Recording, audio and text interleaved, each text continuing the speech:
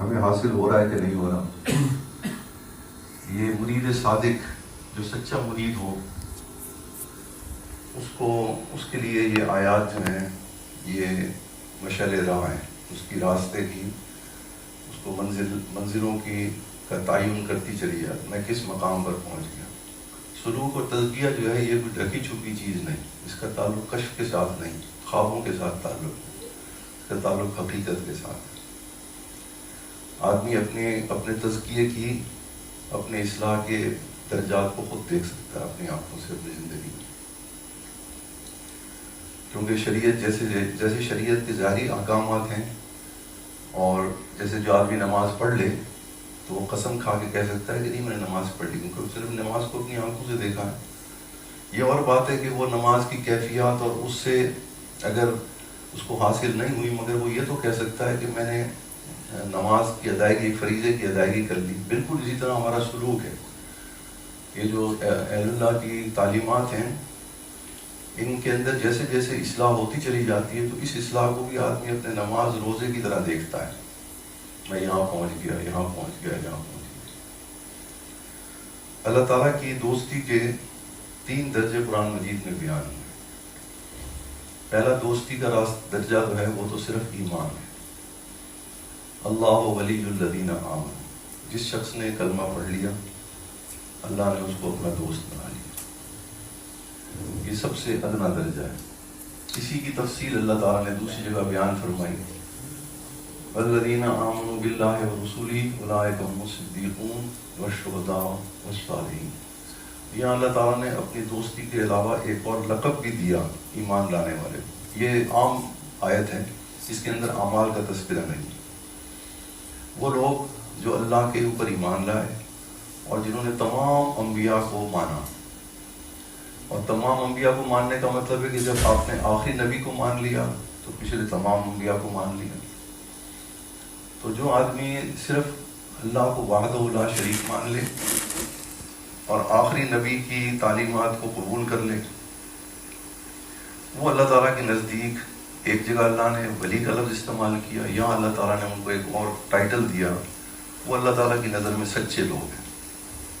اور وہ قیامت کے دن گواہ بھی اللہ تعالیٰ ان کو دوسری امتوں کے اوپر گواہی کے طور پر بھی کھڑا کریں گے. جیسے کہ اللہ نے سورہ نساء میں اس امت کا ایک گواہی کا عہدہ بیان کیا ہے کہ وہ دن جس دن نبی اور نبی کے ماننے والوں کو اللہ تعالیٰ دوسری امتوں کے لیے گواہی کے لیے پیش کریں گے.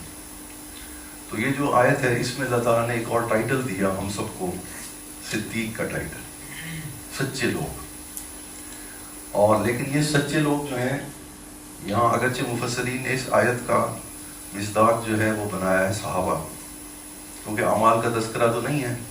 انہوں نے کہا کہ والذین آمنوا باللہ ورسولہ کے اندر اعمال کا تذکرہ نہیں ہے. باقی جگہوں پر ایمان کے ساتھ اعمال صالحہ کا بھی ذکر ہے، اس آیت میں اعمال صالحہ کا ذکر نہیں ہے.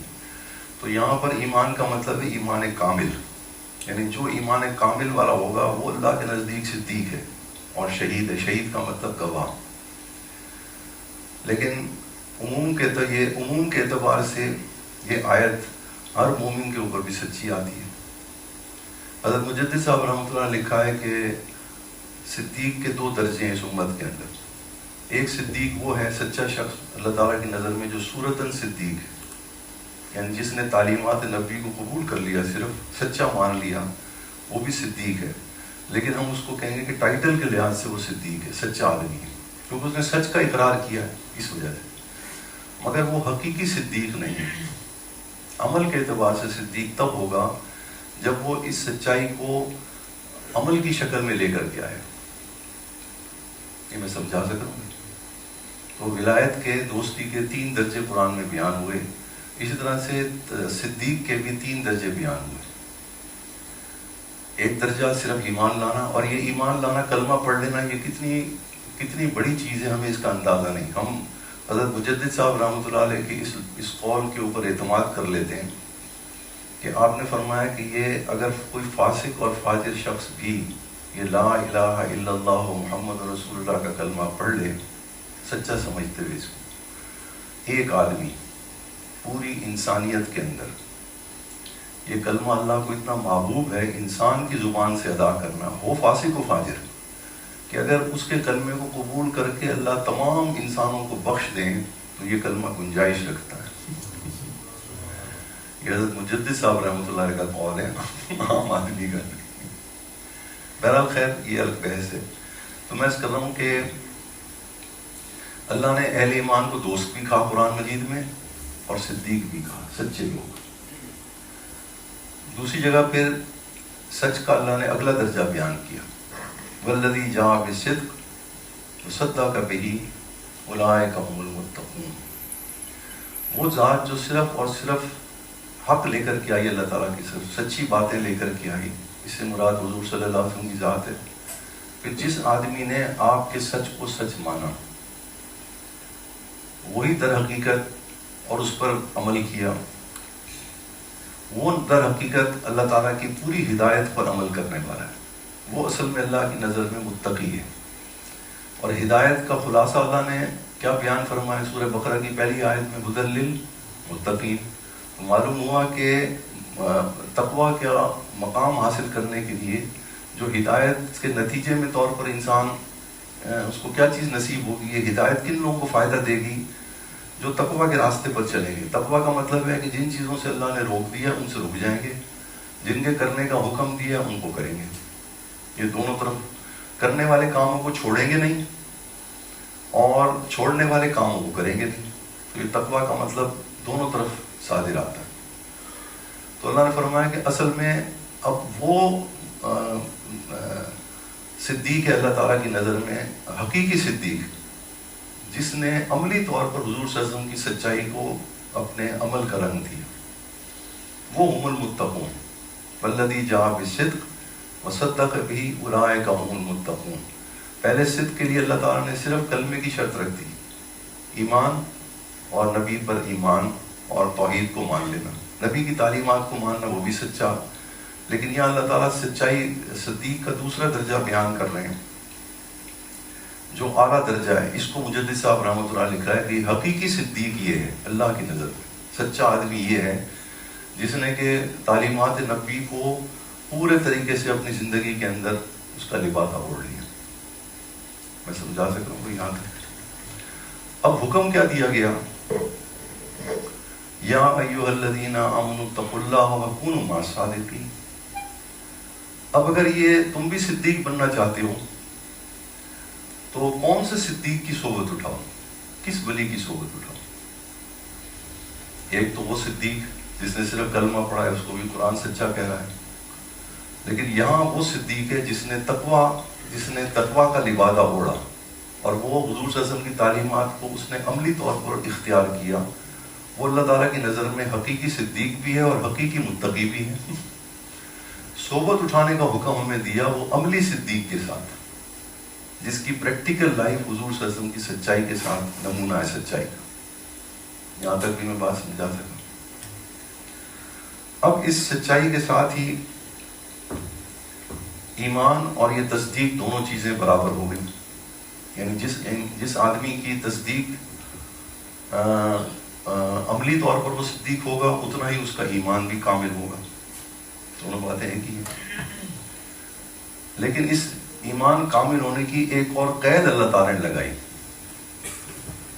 کہ ایمان کامل ہونے کے لیے صرف نبی کی باتوں کو مان کر اس پر عمل نہیں کرنا. حقیقی صدیق وہ ہے جو نبی نے جن چیزوں سے روک دیا ان سے بھی رک جائے، جن چیزوں کے کرنے کا حکم دیا ان کو بھی کرے، گناہوں سے بھی بچے، فرائض واجبات سنن مستحبات بھی پورے کرے، حرام مکروہ تحریمی مکروہ تنزیہ سے بھی بچے. یہ تو ہے حقیقی صدیق. لیکن اللہ تعالیٰ کی نظر میں ایمان کامل اور تصدیق کامل کے ساتھ ایک اور شرط اللہ تعالیٰ نے لگائی. وہ شرط یہ لگائی کہ جو اللہ تعالیٰ کے دشمن ہیں ان کے ساتھ دشمنی بڑی ضروری ہے. اس کے بغیر اس کی تصدیق معتبر نہیں، اگرچہ وہ بہت اونچے درجے کی تصدیق ہے. جیسے ایمان کی تعریف حضور صلی اللہ علیہ وسلم کیا، ایمان کی کامل ایمان کی کیا تعریف کی؟ ایمان کامل کس آدمی کا ہے؟ جو اللہ کے لیے دوستی کرے اور اللہ کے لیے، اس کا ایمان کامل ہے نا. صرف اللہ کے لیے دوستی کرے اس کا ایمان تو کامل نہیں ہے.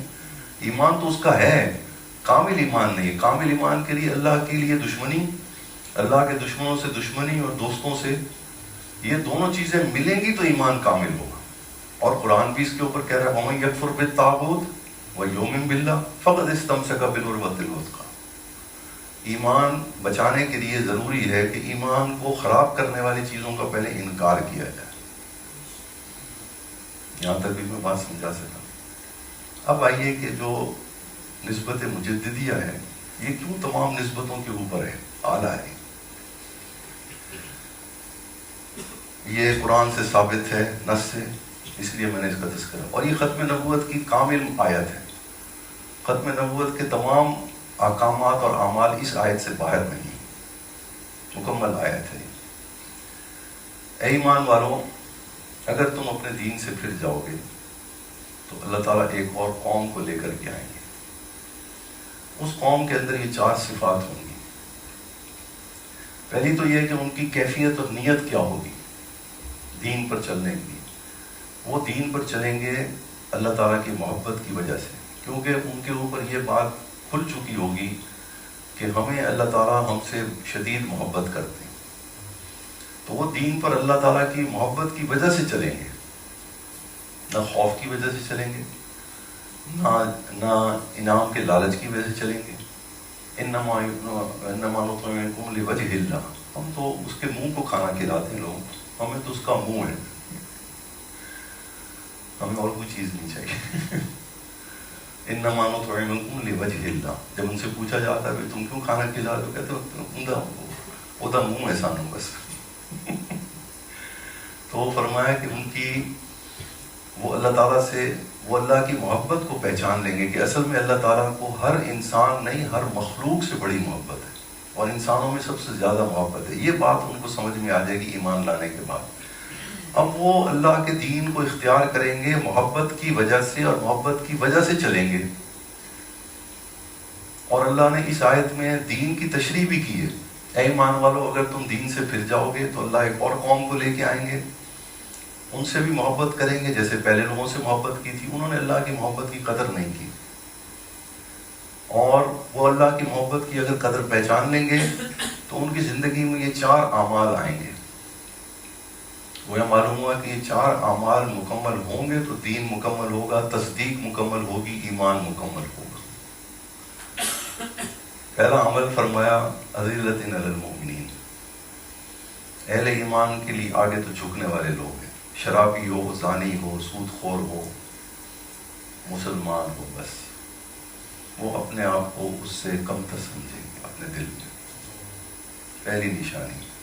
دوسرا عزت الکافرین. اللہ کے دشمنوں کی تعلیم اور تہذیب کی نفرت کی نگاہ سے دیکھیں گے، نفرت کی، معمولی بھی نہیں. تیسرا یجاہدون فی سبیل اللہ.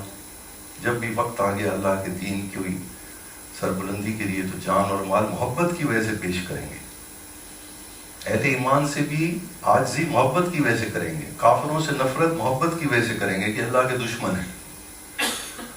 اور ولا یخافون لومۃ لائم. اور اللہ کے دین کے کسی عمل کو کسی زمانے میں کسی ماحول کے اندر ان کو معلوم ہو گیا کہ یہ دین کا مسئلہ ہے اور مجھے اس پر عمل کرنا ہے، اس مسئلے پر عمل کرنے کے لیے کسی کی مخالفت کی پرواہ نہیں کریں گے.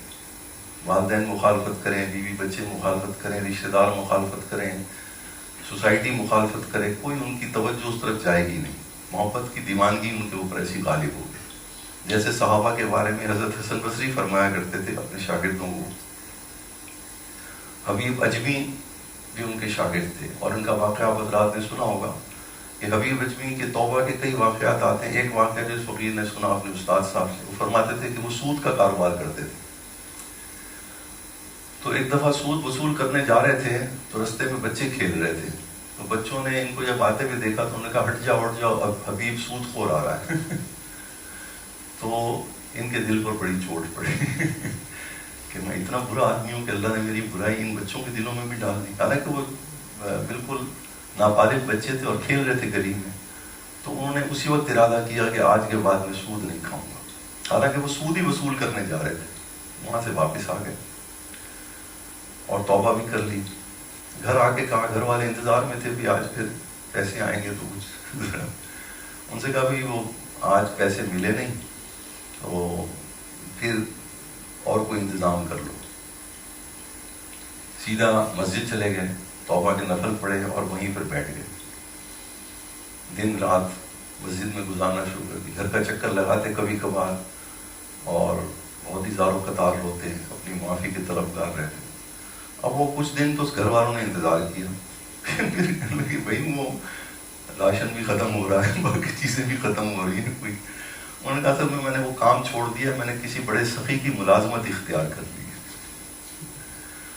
تو آئیں گے پیسے انشاءاللہ، پریشانی بھی ہوتی. پھر اور کچھ دن گزر گئے، اب پیسے کہاں سے آنے تھے؟ سخی تو اللہ کی ذات تھی.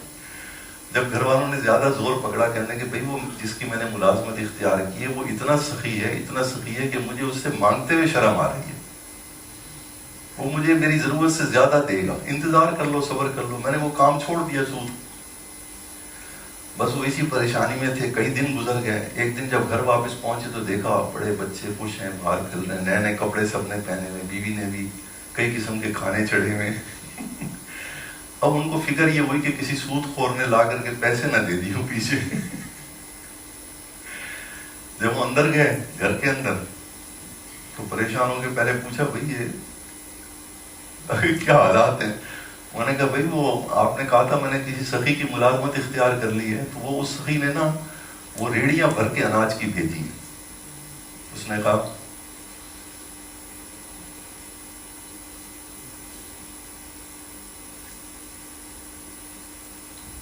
حبیب اجمی کو کہو کہ اپنے کام میں لگا رہے، اپنی ملازمت میں لگا رہے.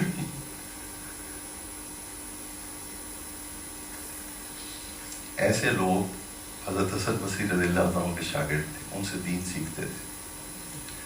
حضرت حسن بصری رضی اللہ تعالیٰ ان لوگوں کو دیکھ کے کہتے تھے کہ اگر تم صحابہ کو دیکھ لیتے تو تم ان کو دیوانہ سمجھتے دین کے حوالے سے. وہ خوب یحبہم و یحبونہ، اللہ کی محبت اتنی غالب تھی کہ دین کے کسی مسئلے پہ عمل کرتے ہوئے دیوانوں کی طرح کرتے تھے، جیسے محبت میں دیوانہ کوئی عمل کرتا ہے. اور اگر صحابہ تمہیں دیکھ لیں تو تمہیں مسلمان ہی نہ سمجھے. تو یہ جو آیت ہے یہ مجددیہ نسبت کی، ختم نبوت کی مکمل آیت ہے. اس میں انبیاء کے اصل میں اعمال بیان کیے گئے. حضرت مجدد صاحب رحمۃ اللہ علیہ لکھا اسی آیت کے حوالے سے. اور یہ ہمارا 18واں 19واں اور 20واں یہ 3 مراقبات جو ہیں سلوک مجددیہ کے وہ اسی آیت کے اوپر ہے، تاکہ ہم اس آیت کے اثرات ہمارے اندر بھی پیدا ہوں.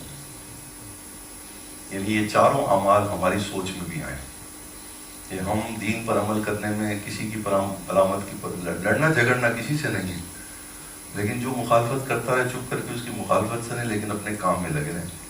ترتیب کے اعتبار سے یہ اعمال انسان مرید کی زندگی میں الٹ طریقے سے آتے ہیں، ترتیب برعکس آتی ہے.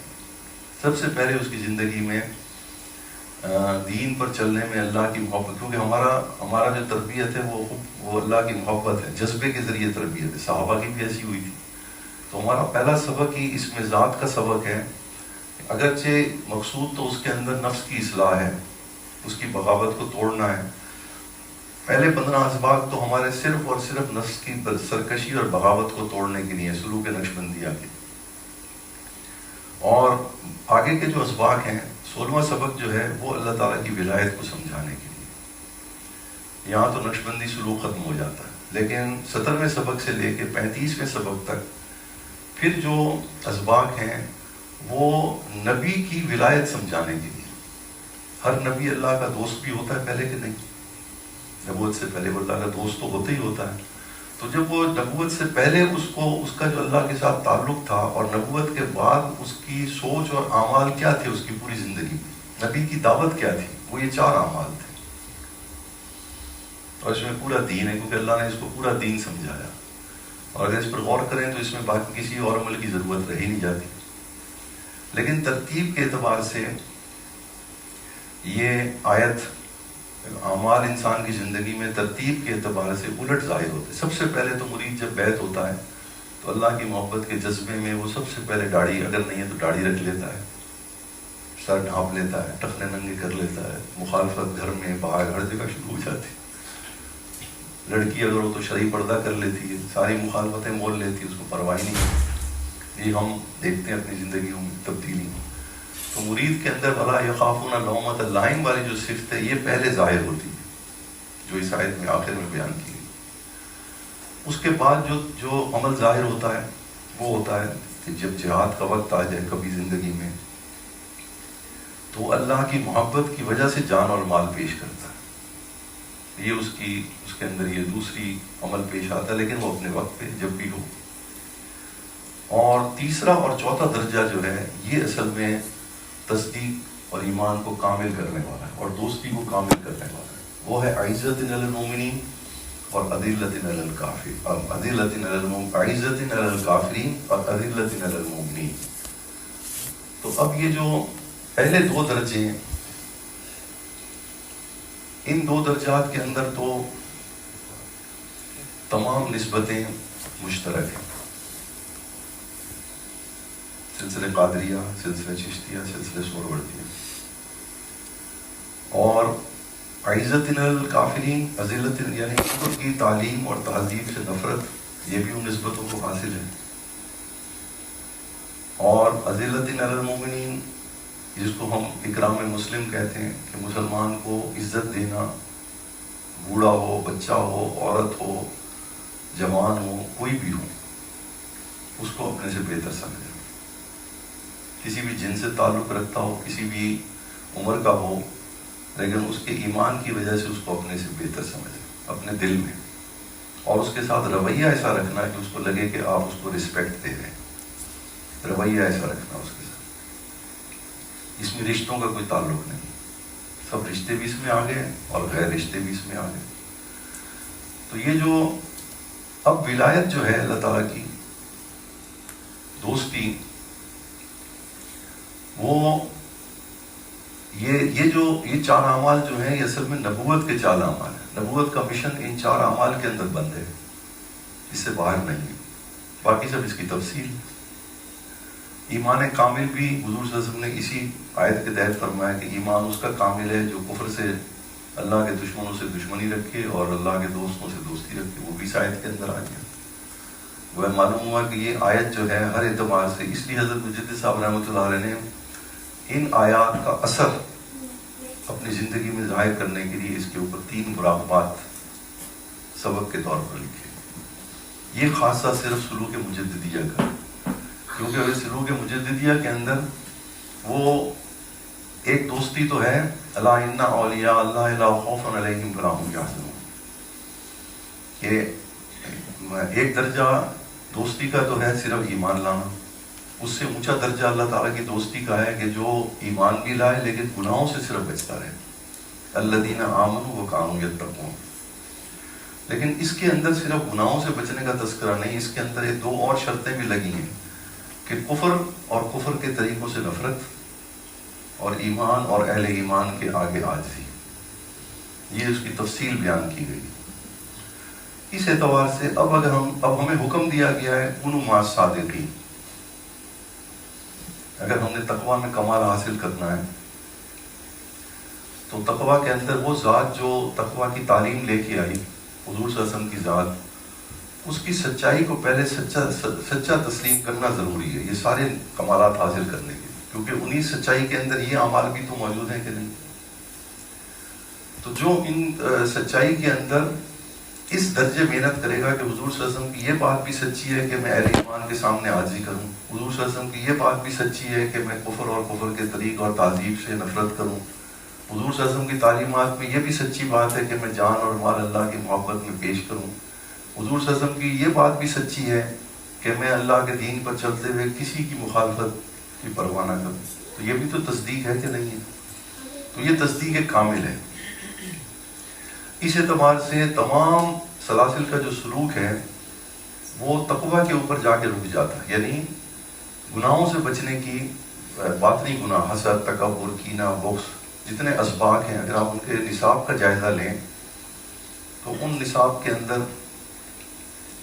گناہوں سے بچنے کی ترغیب زیادہ دی جاتی ہے، باطنی گناہوں سے خاص طور پر، اور ظاہری گناہوں کی بھی ترغیب دی جاتی ہے.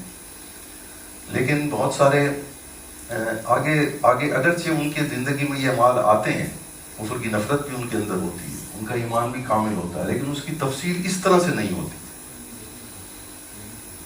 جس آدمی کے اندر یہ اعمال آ جائیں، اور آج کے دور میں یہ مجددی سلوک کیوں ضروری ہے؟ کیونکہ آج کے دور میں اس وقت اگر ہم جائزہ لیں اپنے ارد گرد علماء کا اور خانقاہوں کا، تو ان کے سلوک کے اندر صرف اسی ایک ہی چیز کی کمی، یہ جو دو اعمال ہیں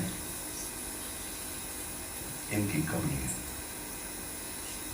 تمام علماء کی اکثریت، اللہ والوں کی اکثریت موجودہ دور کی تعلیم کی پذیرائی کرتی ہے، حوصلہ افزائی کرتی ہے، نفی کرتی ہے. کس کی تعلیم ہے؟ کس کا فلسفہ ہے؟ مسلمان کا یا کافر کا؟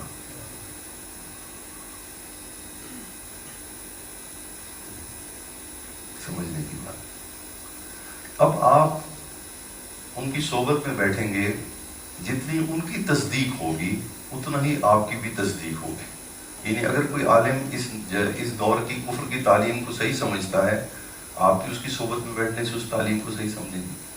اگر کوئی اللہ والا بھی اس تعلیم کی حوصلہ افزائی کر رہا ہے، تو آپ اللہ کی محبت بھی لے رہے ہیں، اس کی صحبت میں سب کچھ سیکھ رہے ہیں، لیکن آپ اس کفر کی تعلیم اور اس کی تہذیب کی پذیرائی کرنے کی، صرف اس کو قبول کرنے کی وجہ سے اس کو ضرورت کے درجے میں بھی استعمال کرنے کی گنجائش نہیں ہے شریعت کے اندر. یہ ایک الگ موضوع ہے، مستقل موضوع ہے کہ اس سے کیوں منع کیا گیا، کفر کی تعلیم سے اور اس کی تہذیب سے کیوں منع کیا گیا. یہاں آ کر کے ہماری اس دور کے اندر مسلمانوں کی ذلت کا سبب یہی ایک وجہ ہے. اور اس سے اگلی درجہ اکرام مسلم.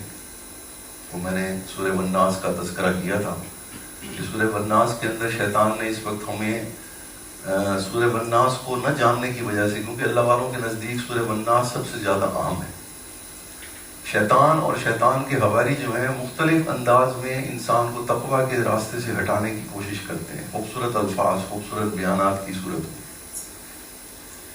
رات بھی میں کر رہا تھا کہ حضرت عمر رضی اللہ تعالیٰ عنہ نے جب مصر فتح ہوا تو آپ نے سعد بن ابی وقاص رضی اللہ تعالیٰ عنہ نے خط لکھا کہ یہاں پر بہت بڑا کتب خانہ دریافت ہوا ہے مصر میں، جو ان کے فلاسفہ نے بڑی محنت کی اپنی قوم کو سدھارنے کے لیے بڑی کتابیں لکھی ہیں. تو بہت بڑا کتب خانہ دریافت ہوا، ان کتابوں کا کیا کیا جائے؟ حضرت عمر رضی اللہ تعالیٰ نے لکھا کہ اگر ان کتابوں کے اندر ان کی قوم کے لیے کوئی اچھے مشورے تھے بھی صحیح، ہمارے پاس اس سے بہتر ہدایت آ چکی ہے، ہمیں کسی ہدایت کی ضرورت ہے. اور اگر نہیں ہے، دونوں صورتوں میں ان کتابوں کو دریا کے اندر غرق کر دو، یہ باقی ہی نہ رہے. یہ بات صحابہ سمجھے، اور صحابہ میں کون سے؟ مہاجر صحابہ. اس لیے ان کو صدیق کا لقب دیا قرآن مجید. کفر کی نفرت کوٹ کوٹ کے بھری ہے ہمارے ذہن و دل و دماغ کے تعلیم کی آڑ میں، بغیر سوچے سمجھے. جتنا اس نے انسانیت کو نقصان پہنچا اس تعلیم نے، ہم سوچ بھی نہیں سکتے، جس کو ہم ٹیکنالوجی سمجھ رہے ہیں. رات بھی میں عرض کر رہا تھا کہ اللہ تعالیٰ نے انسان کو خلیفہ بنایا ہے، تو ہیڈ آف دی اسٹیٹ کے اندر کوئی کوالٹیز تو ایسی ہونی چاہیے جس کو کائنات کے حوالے سے اس کو ساری انفارمیشن ملے. یہ ہے کہ نہیں؟ ہیڈ آف دی اسٹیٹ کو اگر اپنی اسٹیٹ کی انفارمیشن کے لیے اس کے پاس ذرائع نہ ہوں انفارمیشن کے، تو وہ ہیڈ آف دی اسٹیٹ کیسے رہا بھائی؟ اللہ تعالیٰ نے 5 سینسز جو ہمیں دی ہیں یہ اسی لیے دی تھی. میں رات میں مثال دے رہا تھا، میں نے کہا سونا پہلے بھی نکلتا تھا کہ نہیں، چاندی پہلے بھی نکلتی تھی کہ نہیں، تانبا پہلے بھی زمین سے نکلتا تھا کہ نہیں، ان کی پروڈکٹس بنتی تھی کہ نہیں بنتی تھی، کیمیکلز پہلے بھی نکلتے تھے کہ نہیں، ان کی بھی پروڈکٹس بنتی تھی کہ نہیں بنتی تھی. کون سی مشینری تھی جو ڈیٹیکٹ کرتی تھی؟ کوئی ایک نام تو لے لے. کون سے ٹریکرز تھے جو بتاتے تھے نیچے سونا ہے؟ 5 سینسز. کتابیں پڑھ کے دیکھیں. یہ کوالٹیز ہم سب کے اندر اللہ نے رکھی. آنکھیں رنگ بتا دیتی پتھروں کا، آج بھی ایسے لوگ موجود ہیں، پتھر کا رنگ دیکھ کے بتا دیتے ہیں کہ اس کے اندر تانبا کتنا ہے، سونا کتنا ہے، چاندی کتنی ہے، ابھی بھی موجود ہیں۔ اور پھر چکھتے تھے، وہ ٹیسٹ کرتے تھے، اس کی کوانٹٹی معلوم کرتے ہیں۔ یہ صلاحیتیں آپ میں بھی ہیں، میرے بھی ہیں۔ کفر کے علم کے دروازے اللہ نے بند کر دیے، یاد رکھیں۔ کفر کو اللہ نے علم نہیں دیا۔ علم کا مطلب وہ معلومات، وہ انفارمیشن جو انسانیت کے لیے نفع مند ہو۔ یہ ان کے کفر کی نحوست کی وجہ سے اللہ تعالیٰ نے انسانیت کے فائدے کا علم ان کے اوپر بند کر دیا۔ یہ قرآن بھرا پڑا ہے ان باتوں سے، اس لیے منع کیا گیا اس سے۔ کیونکہ جب ہم ان کی تعلیمات کو بغیر سوچے، ان کی فلسفی کو، ان کے لٹریچر کو ہم اختیار کریں گے تو ہم اصل ہدایت سے ہٹ جائیں گے۔ مسلمانوں نے جتنی بھی ترقیاں کی ہیں کسی بھی شعبے میں، ان 5 سینسز کو استعمال کرتے ہوئے کی۔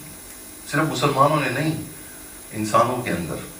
میں رات بھی بتا رہا تھا کہ بیماری حضرت آدم علیہ السلام کے بعد سے بیماریاں انسانوں میں شروع ہوئی کہ نہیں ہوئی؟ یہ ابھی ایلوپیتھک میڈیسن تو اب آئی ہے، 100 سال بھی اس کو نہیں ہوئے۔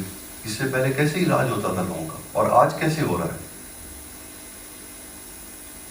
ابھی اسی شہر میں، ہر شہر کے اندر میں ایسے اطباء اور حکماء کو جانتا ہوں، آدھے منٹ کے اندر آپ کی نبض دیکھ کے آپ کو لکھ دیتے ہیں کہ آپ کی بلڈ شوگر اتنی ہے، کولیسٹرول لیول اتنا ہے، یورک ایسڈ آپ کا اتنا ہے، آپ جا کے ٹیسٹ کروا لیں۔ ابھی ایسے لوگ زندہ موجود ہیں جن کو میں ذاتی طور پر جانتا ہوں، لاہور میں، ملتان میں، رحیم خان میں، سندھ میں، صرف آدھے منٹ لگا۔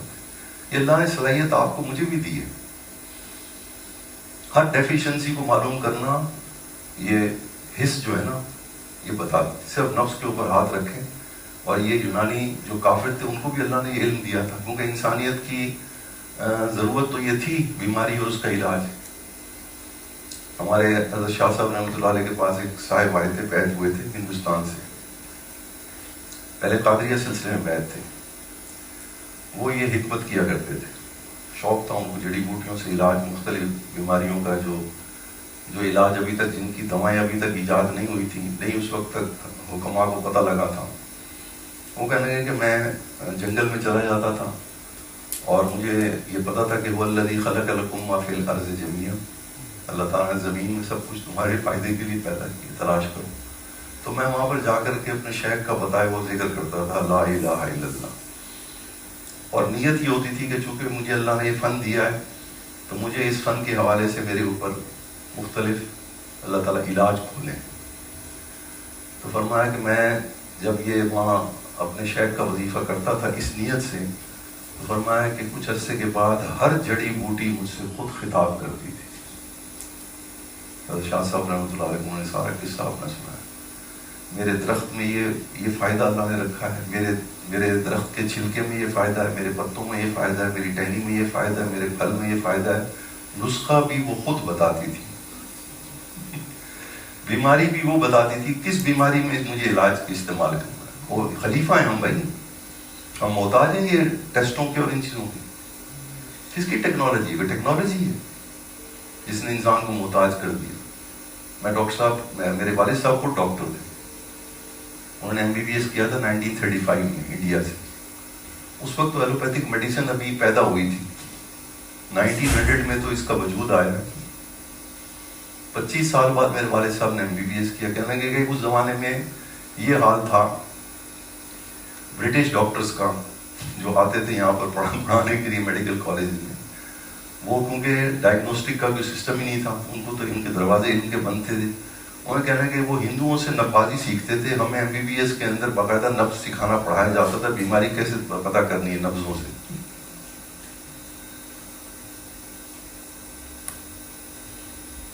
محمد بخش ایک نائی تھا جس کو حجام کہتے ہیں، حجام عربی میں سرجن کو کہتے ہیں، ہم نے اس کو بال کاٹنے والا سمجھ لیا صرف۔ برٹش گورنمنٹ کے اندر وہ یونٹ کے اندر حجام تھا، اصل میں وہ یہ علاج کرتا تھا جڑی بوٹیوں سے۔ جو وہاں کا برٹش کیپٹن تھا، جب وہ ریٹائر ہوا تو وہ محمد بخش کو جانتا تھا کہ یہ تو بہت کام کا آدمی ہے، میڈیسن کے اندر اس کا کوئی میچ نہیں ہے، یہاں نہیں، انگلینڈ میں. وہ اس کو ریٹائر کروا کے اپنے ساتھ لے گیا. اس کی کتابیں بھی موجود ہیں برٹش گیزٹ کے اندر ابھی تک اس کے کلینک کی. اس کیپٹن نے لنڈن میں اس کا کلینک کھولا.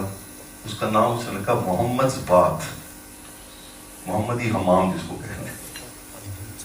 اس کے اندر اس زمانے میں آرتھرائٹس کا بھی مرض تو ٹھنڈے علاقوں میں ہوتا ہی ہے، گھٹنے پکڑے جاتے ہیں، جوڑ پکڑے جاتے ہیں. وہ محمد بخش جو تھا تمام شاہی خاندان کی عورتوں اور مردوں کا علاج کرتا تھا جڑی بوٹیوں کے ذریعے.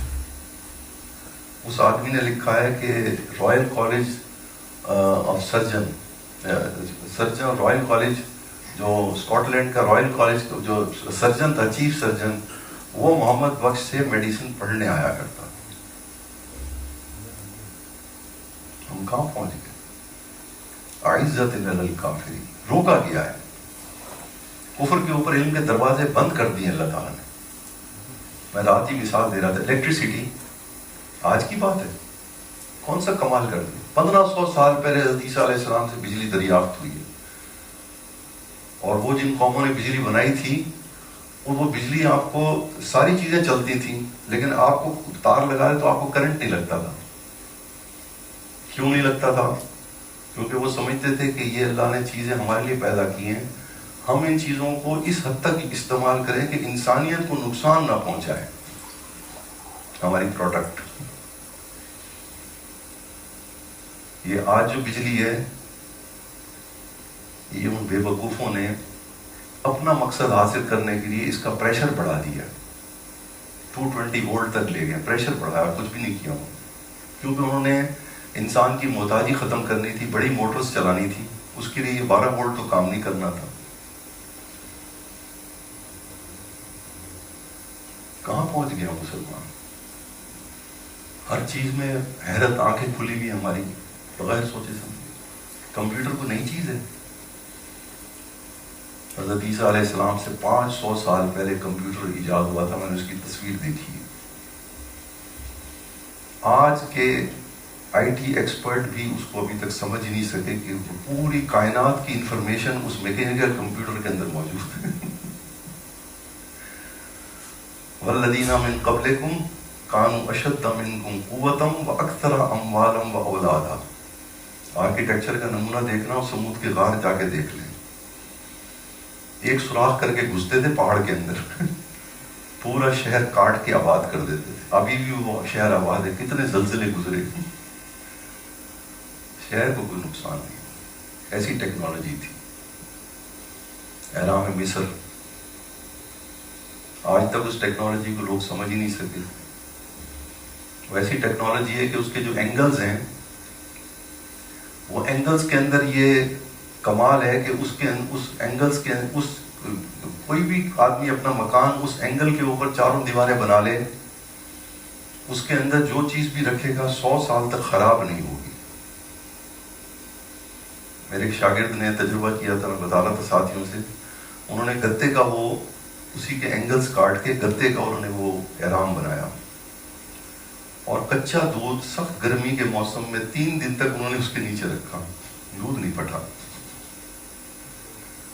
کون سی ٹیکنالوجی کی بات کر رہے ہیں؟ کون سی نئی چیز آئی ہے؟ کوئی ایک نام تو لیں کسی چیز کا. ایویشن ٹیکنالوجی، میزائل ٹیکنالوجی، ان کو تو میں ذاتی طور پر خود جانتا ہوں.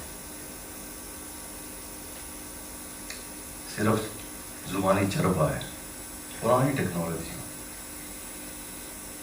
نئی شکلوں کے ساتھ، نئی صورتوں کے ساتھ ابھی تک وہ سمجھ ہی نہیں سکے. یہ آج کے عیسائی پرانی ٹیکنالوجی کو، جس کو وہ پڑھ پڑھ کے مسلمانوں کی کتابوں کو یوز کر رہے ہیں میزائل ٹیکنالوجی میں اور ہوائی جہازوں کے اندر. ہوائی جہاز کو مسلمان 850 سال پہلے بنا چکے تھے، اڑا بھی چکے تھے. کوئی چیز نئی نہیں ہے. اس لیے منع کیا گیا اعزت علی الکافرین. اب جو آدمی اللہ کا ذکر بھی کرے، محبت بھی ہو، لیکن کفر کی تعلیم اور تہذیب کو اپریشیٹ بھی کرے، اس کو پروموٹ بھی کرے، اس کی تصدیق اس درجے کی ہوگی، یا وہ جو اس کا انکار کرے اس کی تصدیق کامل ہوگی؟ اس کی صحبت کا حکم دیا گیا. یا ایھا الذین آمنوا اتقوا اللہ. اگر تقویٰ میں کمال حاصل کرنا چاہتے ہو ایسے صدیقین کو دیکھو جنہوں نے حضور صلی اللہ علیہ وسلم کی تصدیق دونوں طرح سے کی, ماننے والے کاموں بھی کی, اور جن کاموں سے حضور صلی اللہ علیہ وسلم نے روک دیا ان سے وہ رک گئے. انہوں نے ایمان کے کمال کے لیے پہلے طاغوت, ایمان کے منافی جو بھی تعلیم اور تربیت ہے اس کا انکار ضروری. وَمَن يَكْفُرْ بِالطَّاغُوتِ وَيُؤْمِن بِاللَّهِ فَقَدِ اسْتَمْسَكَ بِالْعُرْوَةِ الْوُثْقَىٰ. یہ ہماری نسبت بہت اونچی ہے, انبیاء کی نسبت ہے.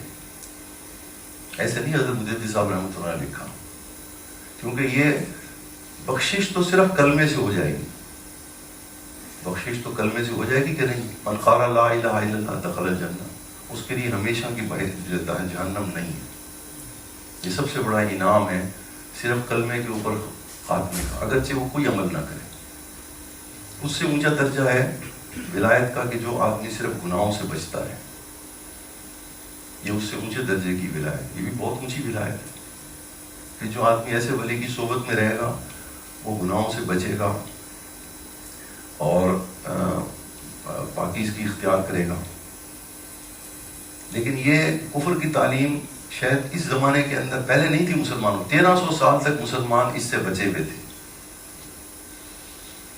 پوری تاریخ اٹھا کے دیکھ لیں اسلام کی, 1300 سال تک کبھی بھی کسی زمانے میں مسلمانوں نے کفر کی تعلیم اور تہذیب کو کبھی بھی اسلامی ریاست میں آنے ہی نہیں دیا. یہ بیماری اب آئی ہے 150 سال پہلے, اور ہم سب رہے گئے اس کے اندر بغیر سوچے سمجھے. ہر طبقے نے اس کو قبول کر لیا, گلے سے لگا لیے, روب کی وجہ سے پتہ نہیں کیا چیز بنا لی. بڑی سے بڑی عمارت بھی ایک زلزلے کا جھٹکا برداشت نہیں کر سکتی. سمود کے غار دیکھ لیں, اہرام مصر دیکھ لیں, زلزلے وہاں بھی آتے ہیں. یہ کوئی کمال کی بات ہے جو کافروں نے جو ٹیکنالوجی پیش کی. ہم اگر اپنی ہی تاریخ کو دیکھ لیں مسلمانوں کی اٹھا کے, 1300 سال پہلے یہ بیماری مسلمانوں کے اندر نہیں تھی کہ کافر کی کسی تعلیم اور تہذیب کو قبول ہی کریں. دیکھیے سب سے بڑی مثال جو ہے وہ پرنٹنگ پریس ہے. جب پرنٹنگ پریس بنی تھی خلافت عثمانیہ کے اندر سزائے موت رکھ دی گئی تھی اس کی. جو آدمی بھی خلافت عثمانیہ میں پرنٹنگ پریس لے کر کے آئے گا اس کی سزا موت ہوگی. کیوں؟ یہ کوئی جذباتی فیصلہ تھا؟ کیوں بھائی آپ سے پوچھ, جذباتی فیصلہ تھا کہ بڑی نئی چیز ہے اس میں تو کام آسان ہو جائے گا. سمجھدار لوگ صاحب بصیرت تھے. وجہ یہ تھی کہ کتابت بہت بڑا راز ہوتا ہے, خاص طور پہ حکومتوں کے درمیان. مسلمان بادشاہ اپنے وزیر کو جو کچھ لکھتا ہے, جو انسٹرکشنز پاس کرتا ہے, وہ تو بہت راز والی چیزیں ہوتی ہیں. حکومت کی جو کارکردگی ہوتی ہے وہ بڑی سیکریٹ ہوتی ہے. پرنٹنگ پریس نے کافر چاہتا تھا کہ مسلمانوں کی کوئی چیز سیکریٹ نہ رہے, ان کی گورنمنٹ کی ہر انفارمیشن تک ہم ایکسیس کر لیں. پہلا اس کا ہتھیار جو تھا وہ پرنٹنگ پریس تھی. میں آپ سے پوچھتا ہوں, آج پرائم منسٹر کی کوئی فائل بھی سیکریٹ ہے؟ اور کس کے سامنے وہ سیکریٹ اوپن ہے؟ نائب قاصد کے سامنے یا کسی سیکرٹری کے سامنے؟ نائب قاصد کے سامنے. وہ جس سیکریٹ مرضی فائل کو فائل نکال کر کے پرائم منسٹر کے آگے پیش کرتے, تو اس کو بھی پتا ہے کہ اسٹیٹ سیکریٹس کیا ہیں. وہ سپاہی کو بھی پتا ہے جو چیف آف آرمی اسٹاف کے آفس کے اندر فائلز لے جا رہا ہے, اس کو بھی وہ سیکریٹ پتا ہے آرمی کے سارے. یہ کون سا راز رہ گیا؟ کفر کی شرارتوں کو سمجھیں. ایسے نہیں منع کیا گیا. پہلے جو خطوط لکھے جاتے تھے اس کے اوپر بہت اہتمام کیا جاتا تھا. اب مسلمانوں کی کوئی چیز راز نہیں رہی. اور دوسرا نقصان یہ ہوا کہ اس میں کتنے مسلمانوں کی روزگار ختم ہو گئی, انسانوں کی. پہلے ہر چیز کے لیے لکھنے والے کاتب ہوتے تھے شہر میں. یہ بے روزگاری بڑھ گئی یا کم ہو گئی؟ ایسے نہیں اللہ تعالیٰ نے منع کیا. عزت الکافر, یہ اللہ کا کلام ہے. اس کی نفی ایمان کی دلالت ہے، یہ بھی اللہ کا کلام ہے. من یکفر بالطاغوت، جو چیز ایمان کو نقصان پہنچانے والی ہو اس کا پہلے انکار ضروری ہے ایمان کو بچانے کے لیے.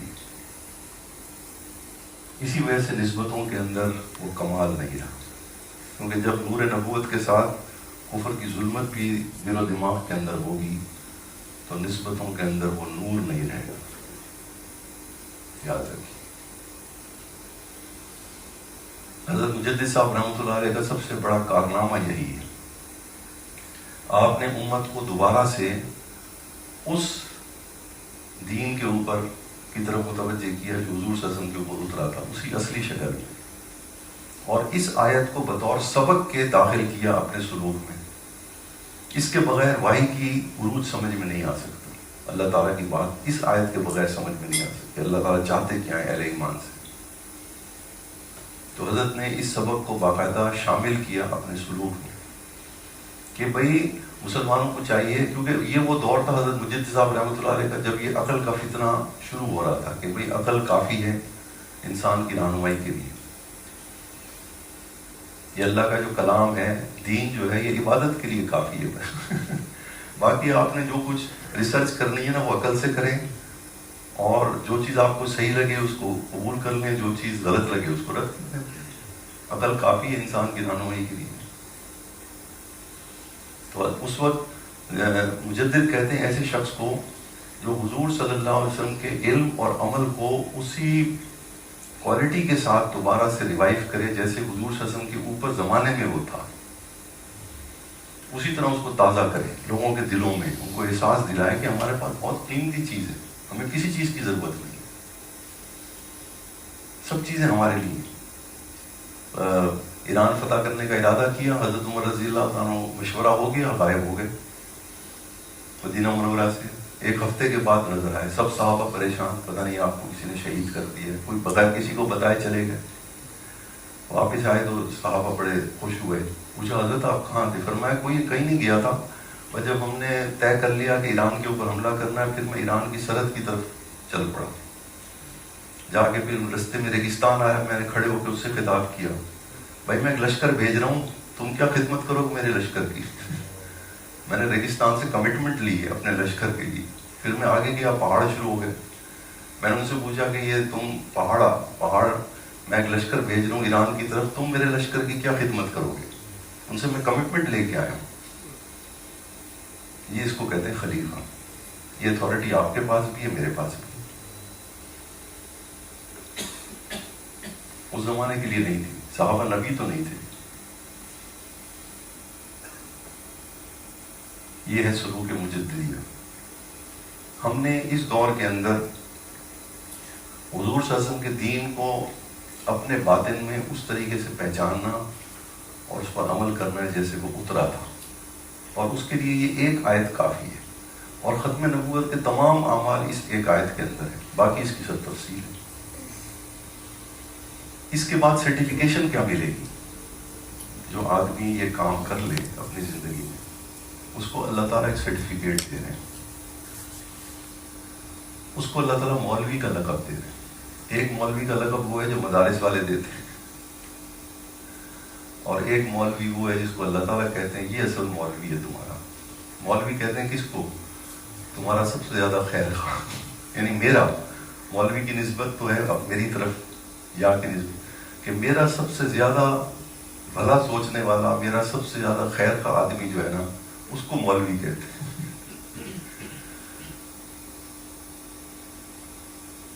اہل علم کے لیے یہ سند نہیں ہے قرآن مجید، ان کے لیے اللہ نے فرمایا کہ میں نے ان کو چنا ہے اپنی کتاب کا باعث. مولوی ان کو کہا اللہ تعالیٰ نے، خیر خواہ مسلمانوں کا. انما ولیکم اللہ ورسولہ والذین آمنوا الذین یقیمون الصلاۃ ویؤتون الزکاۃ وہم راکعون. یہ جو راکعون ہے نا وہ ان اعمال کے آگے اپنے آپ کو جھکا لیتے ہیں، ان اعمال کو اختیار کرنے کے لیے عاجزی اختیار کرتے ہیں کہ یہ اعمال ہماری زندگی میں آ جائیں. وہ در حقیقت اہل ایمان کے حقیقی دوست ہیں. تو سند مولویت ایک اللہ تعالیٰ بھی دیتے ہیں وہ یہ ہے. اس کو بھی مولوی اس لیے کہتے ہیں کہ جب تک وہ اپنے دین کی حفاظت کر رہا ہے علم کی، اس وقت تک بھی وہ بہت بڑا خیر خواہ ہے اہل ایمان کا، کیونکہ وہ کم از کم ان کو رستہ تو بتا رہا ہے، حفاظت کر رہا ہے اس وراثت کی جو اللہ نے اس کو دیا ہے. اس لیے اس کو بھی ہم عرفاً مولوی کہتے ہیں. لیکن ولایت کی سند، مولوی کی سند اہل ایمان کے لیے، کیونکہ اللہ تعالیٰ اس کی نسبت اہل ایمان کی طرف کرے گا. تمہارا دوست انما ولیکم اللہ ورسولہ والذین آمنوا الذین یقیمون الصلاۃ ویؤتون الزکاۃ وہم راکعون. وہ عاجزی کرنے والے ہیں، عاجزی کی وجہ سے اعمال ان کے اندر پیدا ہوں. اور اس کرنے کا مقصد یہ ہے کہ اس کی اپنی جو یہ نسبت حاصل کرنے کے لیے جو ہم نے بیعت کی ہے، یہ کوئی رسم نہیں ہے. اور جس صاحب نسبت سے آپ بیعت ہوں گے، اس صاحب نسبت کے اندر اس آیت کا جتنا کمال ہوگا اتنا ہی اس کی جماعت میں وہ کمال منتقل ہوگا، کیونکہ صحبت سے انسان اثر پکڑتا ہے. اور اب آپ دیکھ لیجیے اپنے ارد گرد،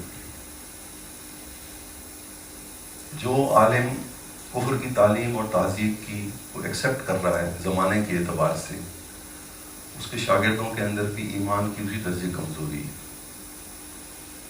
جو اللہ والا اللہ کی محبت پیدا کر رہا ہے، لیکن اس کی ایکسیپٹنس بھی اس کے اندر ہے، اس کی جماعت کے اندر بھی اثرات آئیں گے. وہ نور اور اعتماد پیدا نہیں ہوگا ایمان کا جو ہونا چاہیے. بھائی کے اوپر وہ اعتماد قائم نہیں ہوگا جو ہونا چاہیے. کیونکہ نور نبوت کے ساتھ جو نور نبوت کو کمزور کرنے والی چیز ہے، وہ ایک ہی چیز ہے کہ کفر، اور کفر کے ہر طریقے سے نفرت. حضور صلی اللہ علیہ وسلم نے لباس تک کی تو مخالفت کی،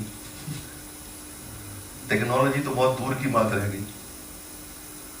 بھائی مانگ نکالنے کے اوپر بھی مخالفت کی، صرف احساس دلانا تھا کہ بھی ہمارے پاس پورا طریقہ موجود ہے. ہمیں اللہ تعالیٰ نے زمین کا وارث ہمیں ہی بنایا ہے، ساری چیزیں اللہ تعالیٰ نے ہمارے لیے پیدا کی. ہتھیاروں کے بارے میں فرمایا. اس لیے ٹیکنالوجی کے لیے یہ پابندی لگا دی کہ جو ٹیکنالوجی سیکھنا فرض کفایہ یاد رکھے. یعنی ہر مسلمان کو چاہیے کہ اپنے علاقے کے مسلمانوں کے لیے زمین کے اندر جو اللہ تعالیٰ نے مختلف چیزیں رکھی ہیں ان کے فائدے کے لیے وہ کوشش کرے، لیکن مسلمان کوشش کرے، کافر کی کوشش کو ایکسیپٹ نہ کرے. یہ فرق سمجھانا چاہ رہا.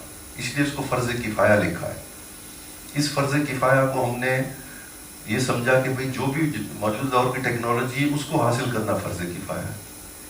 ہر ٹیکنالوجی کو نہیں، جو مسلمانوں نے ٹیکنالوجی، کیونکہ جو مسلمان ٹیکنالوجی بنائے گا وہ انسانیت کے لیے بینیفیشل ہوگی، اس میں یہ نقصانات تھوڑی ہوں گے. میں ایک چھوٹی سی مثال دیتا ہوں. اس وقت جو سب سے ہائیسٹ ٹیکنالوجی ہے جو انسانیت کو فائدہ دے رہی ہے، وہ کون سی ٹیکنالوجی ہے؟ انڈسٹریلائزیشن ہے کہ نہیں؟ اس کے بہت بڑے بڑے فائدے ہیں. لوگ بڑی تعریفوں کے پہاڑ لگا دیتے ہیں، اور اس کا نقصان پوری دنیا کا انسان چیخ رہا ہے کہ نہیں اس کے نقصان سے. اگر مسلمان یہ انڈسٹری لگاتا پولیوشن کبھی نہ ہوتا. یہ مسلمانوں کا کام تھا. ہم نے صرف کافر نے اگر یہ ٹیکنالوجی لگائی، مسلمان میں وہی طرز کر رہا ہوں، مسلمان اس سے پہلے یہ سارے کام کر رہے تھے کہ نہیں؟ کیمیکلز بھی بنا رہے تھے، یہ مائننگ بھی کر رہے تھے، ہر چیز کر رہے تھے. پولیوشن تو نہیں تھا. یہ تو اس کی سوچ کے دروازے اللہ نے بند کیے ہیں کفر کی. وہ صرف تھوڑا سا نفع دیکھتا ہے کسی کام میں، بس پھر اس کے پیچھے لگ جاتا ہے، آگے پیچھے کا نہیں دیکھتا. بعد میں جا کے خیال آتا ہے کہ اس کا نقصان کتنا ہوا ہے.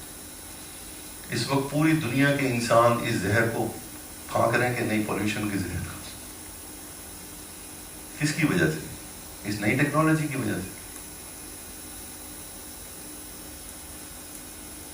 سوچ محض کرنے کا مطلب یہ ہے کہ ہمیں بغیر سوچے سمجھے کسی چیز کی ایکسیپٹنس جو ہے یہ مسلمان کے لیے جائز نہیں ہے.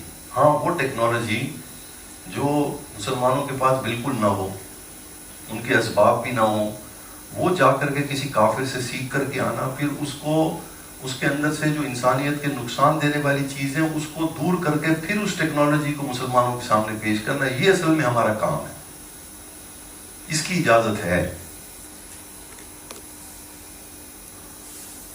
اس لیے میں سمجھانا چاہ رہا تھا کہ بھائی ہمارے اعمال کے اندر جو کمزوری ہے وہ صرف اور صرف اتنی ہے.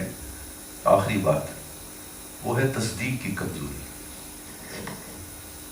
اس وقت مسلمانوں کی اکثریت میں ایک ہی بیماری ہے، حضور صلی اللہ علیہ وسلم ہر امتی کے نزدیک سچے ہیں کہ نہیں ہیں، لیکن آپ کے جب سچے ہیں تو آپ کے ہر عمل کو ہمیں قبول کرنا چاہیے کہ نہیں؟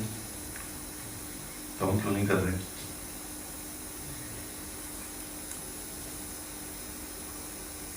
سر ننگا رکھنا مرد کا، داڑھی ایک مٹھی سے کم کٹوانا، ٹخنوں کو ہمیشہ ننگے رکھنا، یہ اختیاری اعمال ہے، آپشنل ہے۔ تو ہم ان کو کیوں نہیں اختیار کر رہے؟ میں آپ کو صرف ایک تھاٹ دینا چاہ رہا ہوں بیماری سمجھانے کے لیے۔ وجہ کیا ہے؟ وجہ یہ ہے کہ ہم حضور صلی اللہ علیہ وسلم کے ان اعمال کو سچا سمجھتے ہیں، لیکن آج کے دور میں پریکٹیکیبل نہیں سمجھتے۔ آج کے دور میں تصدیق کی کمزوری اور کسی چیز کی کمزوری نہیں۔ حضور صلی اللہ علیہ وسلم سچے تو ہیں، لیکن آپ کی بہت سارے سنتیں، بہت سارے طریقے آج کے دور میں اپلیکیبل نہیں ہیں۔ اگر ہم ان کو اختیار کریں گے تو ہم نقصان میں چلے جائیں گے۔ بیماری صرف اور صرف ایک ہی ہے۔ اس لیے میں عرض کرتا ہوں کہ اللہ تعالیٰ نے حضور صلی اللہ علیہ وسلم کے اوپر جو محنت کروائی تمام انبیاء کے اوپر، وہ یہی تھی کہ 63 سال آپ کو زندگی دی، اس میں سے 40 سال اللہ تعالیٰ نے حضور صلی اللہ علیہ وسلم کی زندگی کا کون سا آسپیکٹ سوسائٹی میں ظاہر کیا کہ آپ ایک ہی عمل، اور 23 سال کے اس عمل کی بیس پہ آپ نے پیغام دیا۔ ہم یہ بات بھول گئے، ہم کہتے ہیں کہ آپ کی سچائی، سچی باتیں تو سب ہیں آپ کی،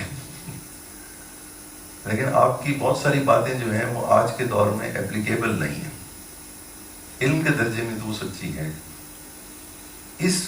اور اس کی وجہ کیا بنی؟ اس کی وجہ یہی بنی جو میں عرض کر رہا ہوں کہ ہم نے کفر کی تعلیم اور تہذیب کو ضروری سمجھ کے اختیار کر لیا، تو حضور صلی اللہ علیہ وسلم کی تصدیق کا جو نور تھا وہ کمزور پڑ گیا۔ یہ وجہ، اس لیے ہم یہ ساری چیزیں اس کی تعویل کر لیتے ہیں، کوئی نہ کوئی اس کا رستہ ڈھونڈ لیتے ہیں، جسٹیفیکیشن۔ 1300 سال تک تو امت نے اس کی کوئی جسٹیفیکیشن نہیں دی۔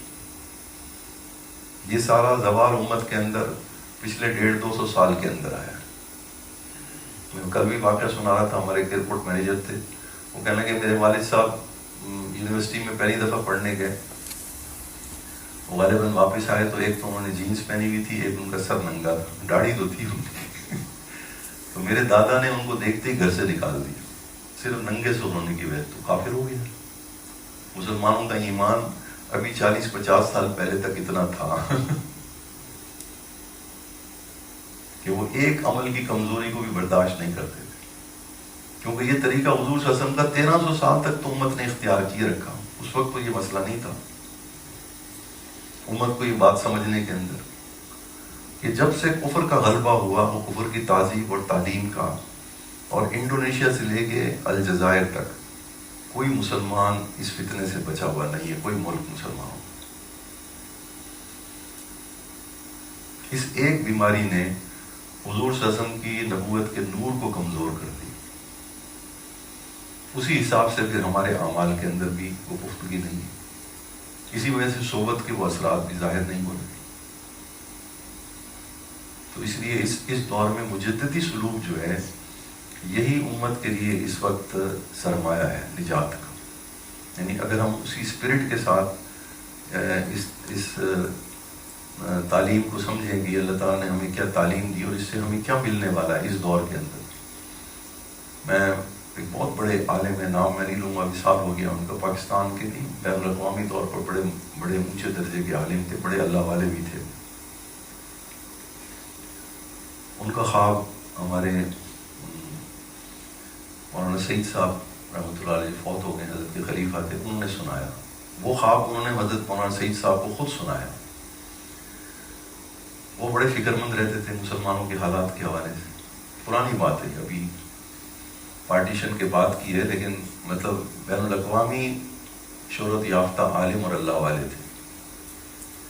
وہ کہنے لگے کہ میں بڑا پریشان رہتا تھا کہ مسلمانوں میں اتنی کمزوری کیوں آ گئی ہے۔ بھئی دیکھیں، تعلیم کے اعتبار سے اس وقت دین پڑھنے پڑھانے کی تعداد زیادہ ہے یا صحابہ کی زیادہ تھی؟ قرآن کی تلاوت آج کے دور میں زیادہ ہے کوانٹٹی کے لحاظ سے یا صحابہ کے دور میں تھی؟ دعوت و تبلیغ کا کام آج زیادہ ہو رہا ہے یا صحابہ کے دور میں تھا؟ جہاد کا کام آج زیادہ ہو رہا ہے کیونکہ روس کا جہاد شروع ہو چکا تھا. جو تعداد مجاہدین کی پوری دنیا سے آئی تھی ان کی تعداد زیادہ تھی یا صحابہ کی زیادہ تھی؟ وہ کہتے ہیں کہ بھئی سارے اعمال تو ہو رہے ہیں امت کے اندر، اللہ تعالیٰ کی مدد کہیں نظر نہیں آ رہی. ان کو فکر اصل میں یہ تھی. کہتے بڑے کئی عرصہ گزر گیا، رو رو کے دعائیں مانگتا تھا کہ یا اللہ کوئی ہمیں سمجھ ہی نہیں آتا، کوئی ہمیں رستہ سمجھائیے، بھئی ہم کیا کریں. تو حضور صلی اللہ علیہ وسلم کی ان کو زیارت ہوئی. یہ واقعہ انہوں نے خود سنایا اس لیے. اور حضور صلی اللہ علیہ وسلم سے انہوں نے یہی سوال کیا، یا رسول اللہ یہ امت کے اندر زوال کا سبب کیا ہے؟ اور پھر آپ نے یہ بھی عرض کی یا رسول اللہ آپ کے ساتھ 313 تھے اور فتح آ گئی تھی، اب تو مسلمان 1 ارب سے بھی زیادہ ہیں اور فتح کے کوئی دور دور تک کوئی نشانی نہیں ہے. تو حضور صلی اللہ علیہ وسلم مسکرائے، فرمایا میرے ساتھ 313 تو تھے.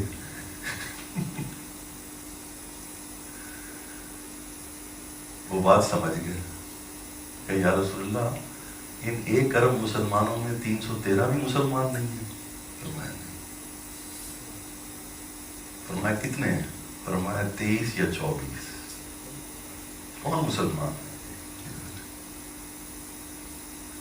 من یرتد منکم عن دینہ فسوف یأتی اللہ. پھر آگے اللہ نے فرمایا ان کو حزب اللہ کہا کہ نہیں، اسی گروہ کو کہا کہ یہ اللہ کا لشکر ہے، یہ جہاں بھی جائیں گے ان کے اوپر کوئی غالب نہیں آ سکے گا. انہوں نے اپنا پوچھا یا رسول اللہ میں ان میں سے ہوں؟ فرمایا نہیں تم بھی ان میں سے. 2 شخصیتوں کا انہوں نے فرمایا، ایک ملا عمر کا اور ایک حاجی عبدالوہاب صاحب، بس پاکستان میں سے. باقی 21 لوگ کون تھے ان کے نام حضور صلی اللہ علیہ وسلم نہیں پتا. لیکن نسبت موجود ہے کہ نہیں میں یہ بتانا چاہتا ہوں. طریقہ موجود ہے کہ نہیں آج کے دور میں بھی. ہم پہلے اس طریقے کی بلندی کو سمجھیں. یہ میں نے اس لیے باتیں کی، آپ سب اپنے لوگ ہیں، آپ سے میں نے دل کا حال کیا ہے کہ ہم سب میں یہ پوٹینشیل ہے. اس کو رسم نہ سمجھیں بیعت کو اور یہ سلوک اسباق کر لیے بس ٹھیک ہے ہمارا سفر طے. نہیں، اس کا تعلق ان اعمال کے ساتھ ہے. حضرت شاہ عطا اللہ شاہ صاحب بخاری رحمۃ اللہ علیہ فرماتے تھے، میں نے اپنے حضرت سے سنا ہے، ان کے خاندان کے ساتھ ان کے بہت تعلق تھے. شاہ صاحب فرماتے تھے مجھے 500 مسلمان میری مرضی کے مل جائیں میں انگریز کو ہندوستان سے باہر نکال دوں. صرف 500 بندے چاہیے مجھے انگریز کی حکومت ختم کرنے، لیکن وہ میرے مطلب کے مسلمان ہیں. تو ہم نے صرف چند رسومات کو نسبت سمجھ لیا. ہمارے پاس بہت بڑا خزانہ موجود ہے نسبت کا، تعلق کا. وہ خزانہ جو صحابہ کو موجود تھا. اس لیے کونوا مع الصادقین کا مطلب سمجھے.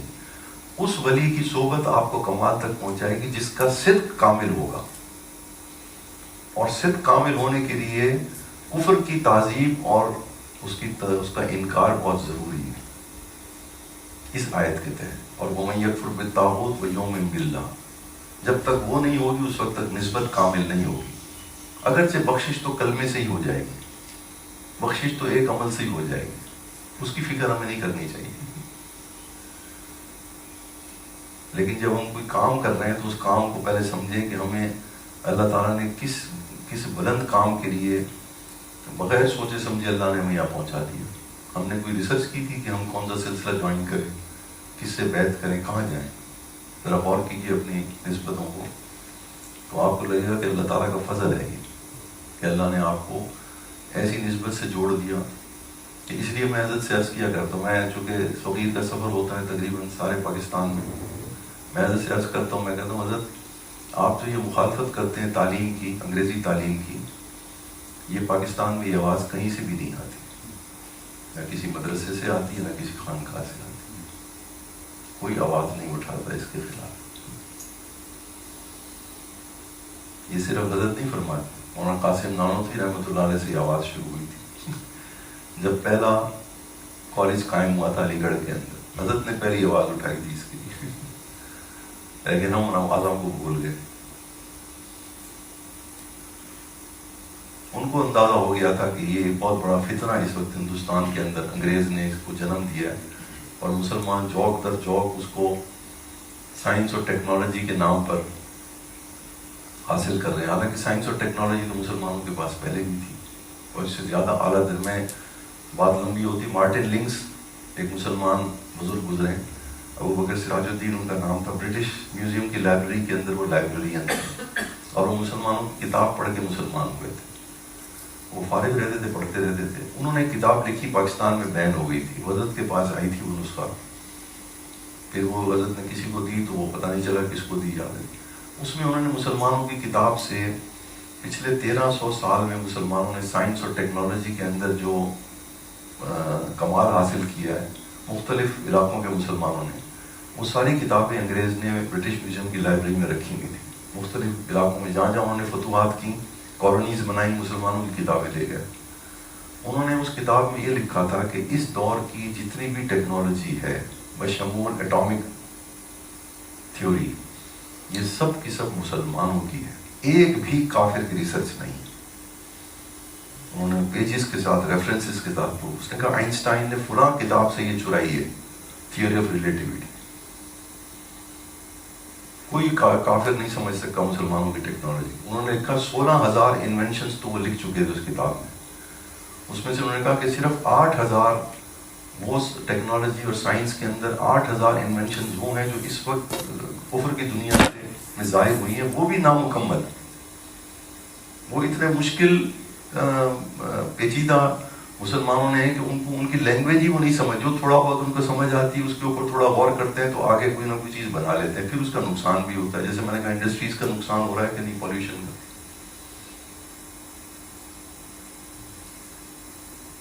عرض کرنے کا مقصد ہے کہ ہم، لیکن وہ اس وقت یہ ساری چیزیں نہیں آئیں، انسانیت کو کوئی خطرہ نہیں تھا، کیونکہ مسلمان جو ٹیکنالوجی بناتا تھا وہ اپنے آپ کو سمجھتا تھا کہ میں زمین کے اوپر اللہ کا خلیفہ ہوں، میں نے ایسی ٹیکنالوجی بنانی ہے جو انسانیت کو فائدہ تو پہنچائے، نقصان نہ پہنچائے. یہ سوچ کے وہ ٹیکنالوجی ریسرچ کرتا تھا. ہر چیز جہاں وہ دیکھتا تھا کہ نقصان پہنچنے لگا ہے وہیں پر وہ اپنی ریسرچ کو روک دیتا تھا. اس کی سب سے بڑی مثال ایٹامک تھیوری ہے. 1100 سال پہلے عراقی محدث تھے جنہوں نے یہ ایٹم بم کی انرجی معلوم کی تھی، حدیث کا درس دیتے تھے، محدث تھے.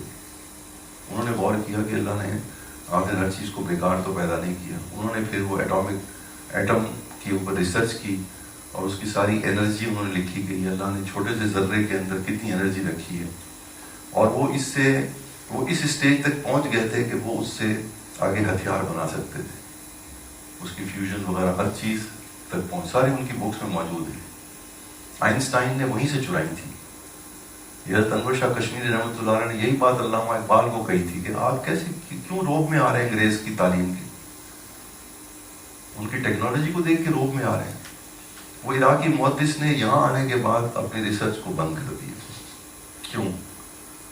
کیونکہ اسلام ان کو روکتا تھا کہ اتنی ہائی فائی انرجی جو ہے وہ بے شک انسانیت کو بڑا فائدہ دے گی، لیکن اس کے رزلٹ نقصان زیادہ ہیں اس کے فائدے سے. اسمہما اکبر من نفعہما یسألونک عن الخمر والمیسر.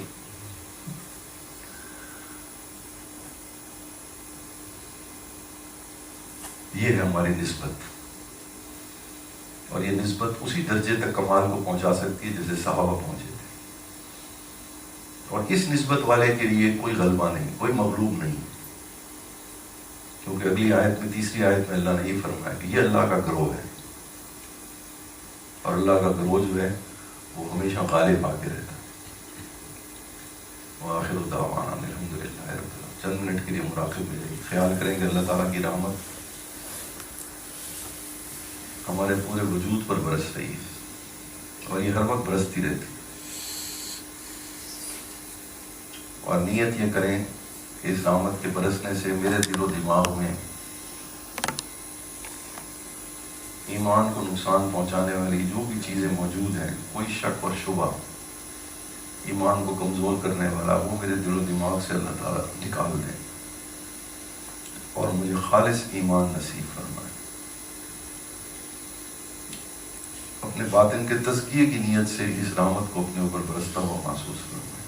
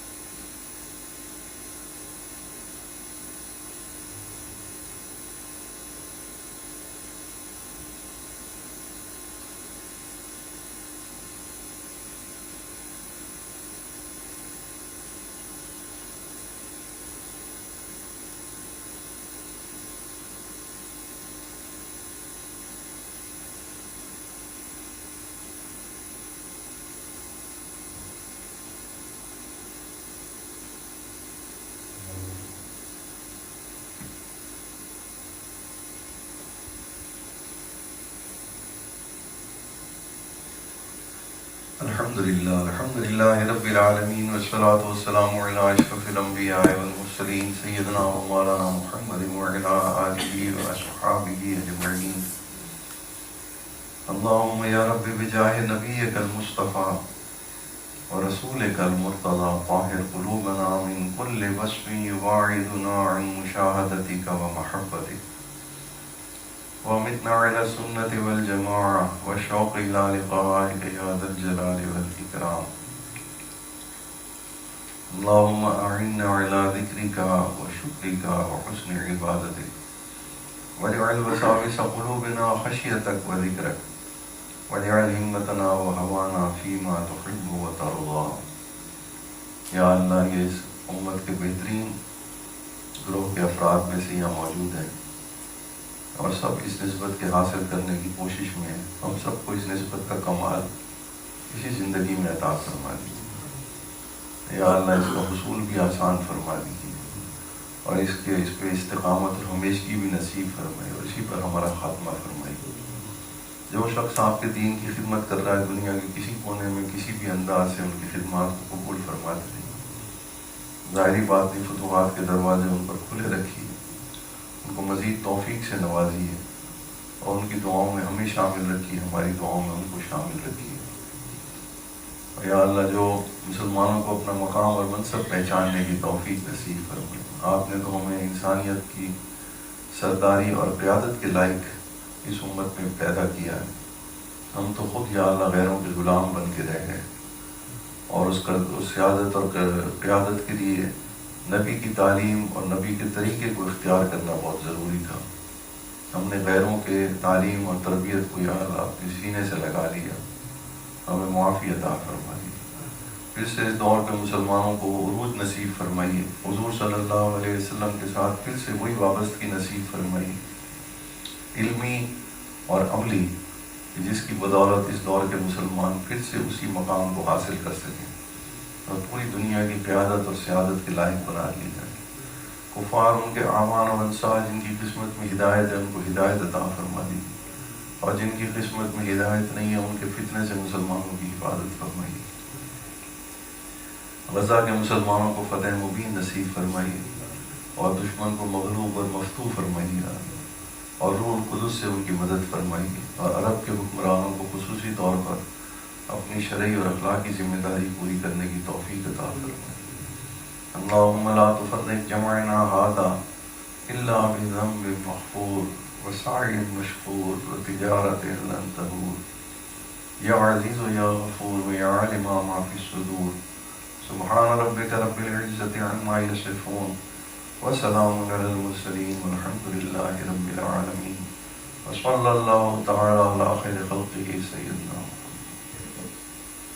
السلام علیکم۔